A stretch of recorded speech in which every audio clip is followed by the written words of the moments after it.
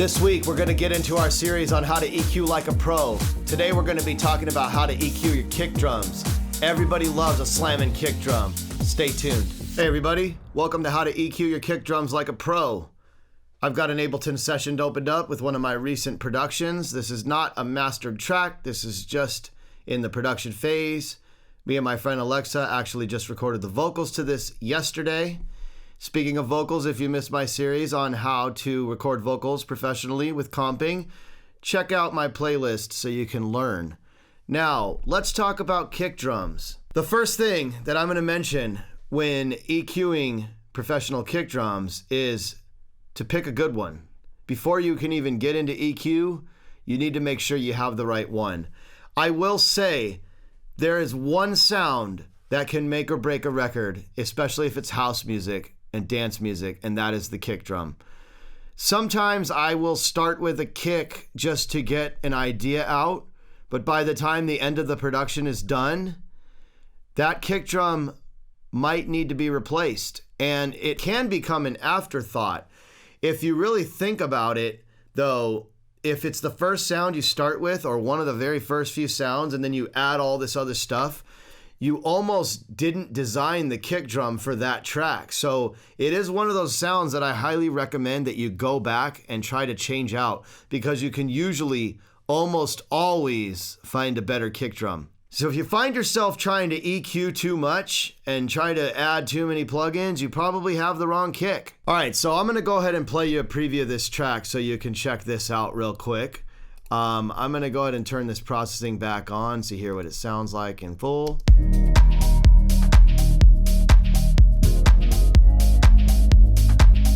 And as you can see, this kick drum is nothing special. It's just great sound selection.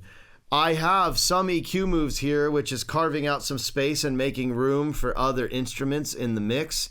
I have a pretty good notch here at 166, and then another one here at 653, which is like a big dip bell curve. And then I have the kick tweak plugin, which I made a YouTube video on this plugin. It's a pretty cool plugin. If you would like to go check that out, I'll leave you a link. But most importantly, this kick drum, this bass is so deep that I needed a kick drum that was not very bottom end heavy. So let me go ahead and turn these off and solo this kick for you. It's got a nice click to it. And so my second point is, if the kick has no initial transient, one of the things you can do is add a click or a white noise, or maybe take a hi-hat and shorten it up and layer the kick with it. I'll give you an example of this in a second, but this kick drum didn't need a lot of work because it was a great sound.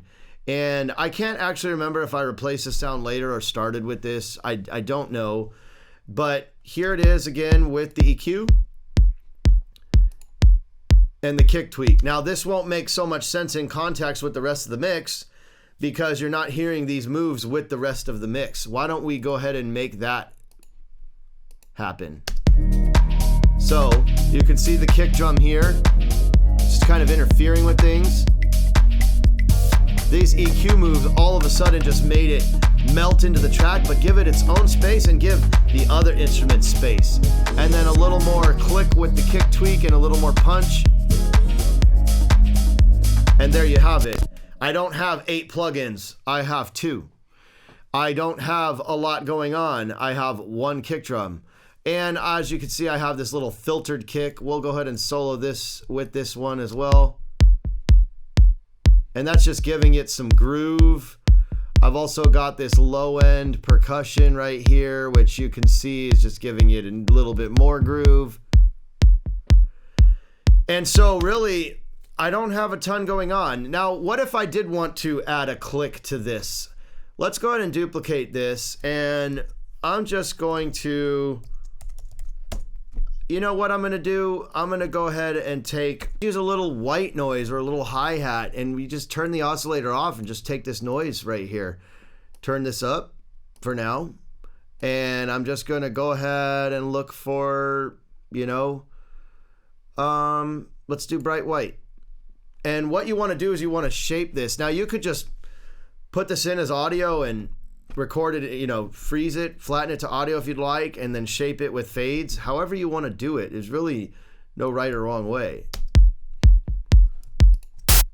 So as you can see, here's the noise. And boom, it's a little loud. But let's bring the attack in. Bring it down. Without.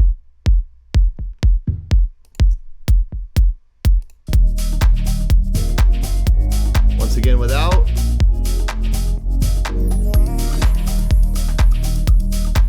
And as you can see, that little click gives the kick a nice transient. Now, I don't necessarily want it for this song, but it could be done. And that can help your kick drum punch through the mix. You can do that with hi-hats. You can shorten a hi-hat up real tight. You can use, say, a sampler from Ableton and just put a fade, make it a little click. You could use white noise, like I said. You could use a top kick, or you could use a filtered kick. There's lots of ways to get this done. But having that initial transient in the beginning of your kick, if your kick drum is lacking that, I recommend you add that. Now, the third thing I'd like to discuss, once again, going back to this EQ, is carving space. And as you can see, I carved a lot of space at 653 Hertz on this specific track and another one at 166. Why did I do that? Well, let's take a listen to what these frequencies are doing. So if I go ahead and boost here, you can see there's this apparent like thump. And when I get rid of it, the kick drum is just a little bit more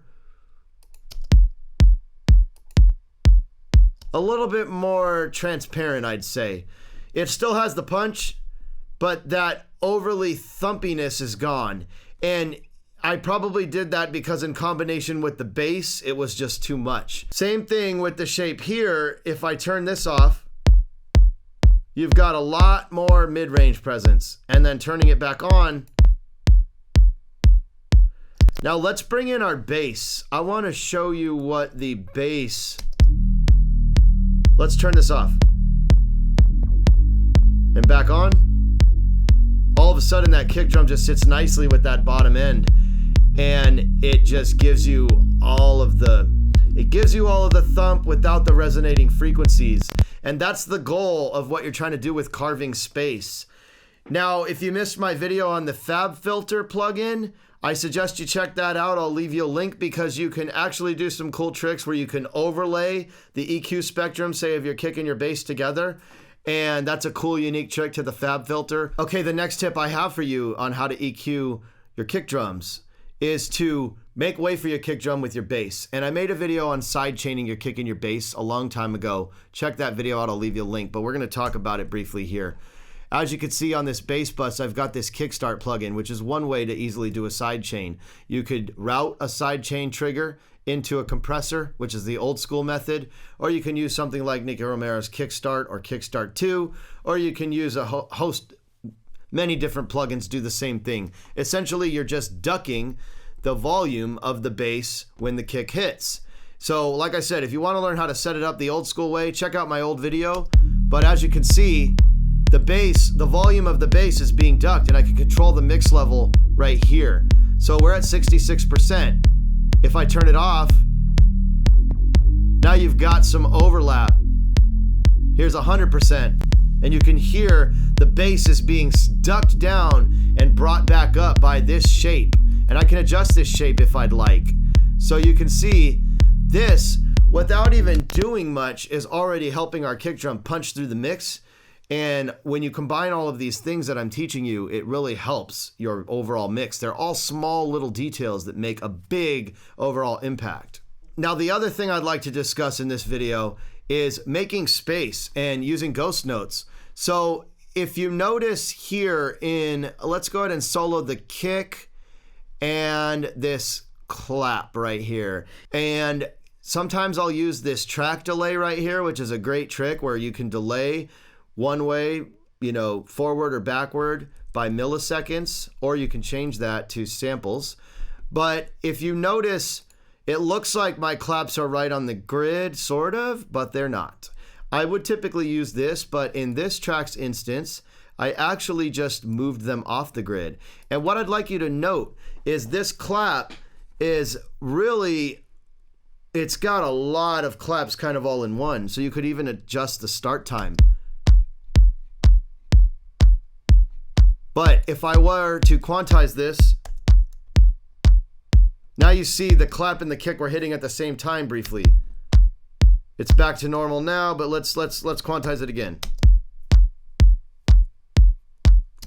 And that's not leaving as much room. Now if I use ghost notes and apparently move the claps either left or right, early or late, now the clap is hitting slightly before the kick, which just gives it a bit of almost a little space, but it just allows these ghost notes to happen, and it's a very unique thing to do.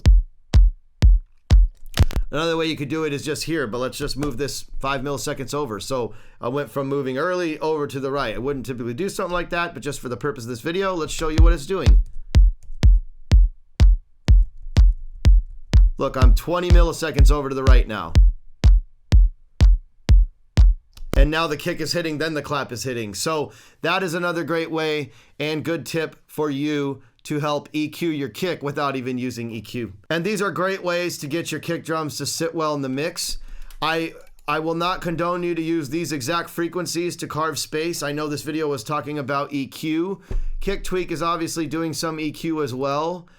But what you need to do is you need to listen to the kick drum in context with the rest of the mix and figure out where those frequency buildups are happening. If it helps you to use a spectrum analyzer, do so. But the point is you want to try to carve space, and you don't just need to use EQ to do that. You can use other tactics like I just mentioned, like ghost notes. You can use volume with side chaining. You can use a host of different things to help that kick drum punch through, like transients and adding clicks and things like that. So I hope this video really helps you out. These are some of my top tips for how to EQ and get your kick drums to sit in your mix like a pro. And that's how you can use EQ and mixing tricks to make your kick drum stand out in your mix. If you have any questions, shoot me a comment down below. Thank you for watching this video. If you enjoyed it, be sure to hit the like button, subscribe to my channel, and the bell notification will keep you up to date. Next week, we're going to be discussing how to EQ your claps. See you soon.